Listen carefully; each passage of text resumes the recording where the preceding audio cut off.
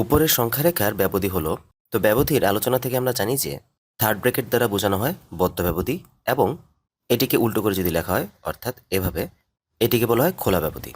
বদ্ধ ব্যবধির কাজ হচ্ছে ব্যবধির মধ্যে দুটি সংখ্যা লেখা হলে এই বদ্ধ ব্যবধি দ্বারা বোঝানো হয় এখানে সংখ্যা -2 থেকে 1 পর্যন্ত আছে।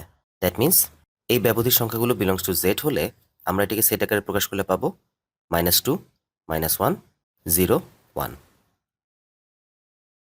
অর্থাৎ কর্নারের সংখ্যাগুলো ইনক্লুডেড হবে।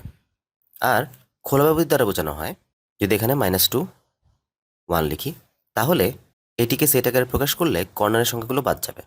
অর্থাৎ এখান থেকে আমরা পাবো শুধুমাত্র -2 এর পরে হচ্ছে -1 আর 0, -2 এবং 1 বাদ যাবে। তো আমরা এই চিত্র থেকে দেখতে পাচ্ছি যে -3 ইনক্লুডেড না, এবং এই পাশে +3 ইনক্লুডেড।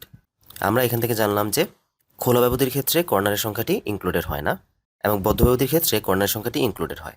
তো এখানে সংখ্যাগুলো হচ্ছে -3 এবং +3। -3 যেহেতু ইনক্লুডেড না, তাহলে এখানে ব্যবহার হবে খোলা ব্যবধি, আর 3 যেহেতু ইনক্লুডেড, তার মানে এখানে ব্যবহার হবে বদ্ধ ব্যবধি। দ্যাট মিন্স কারেক্ট অ্যান্সার হচ্ছে ঘ।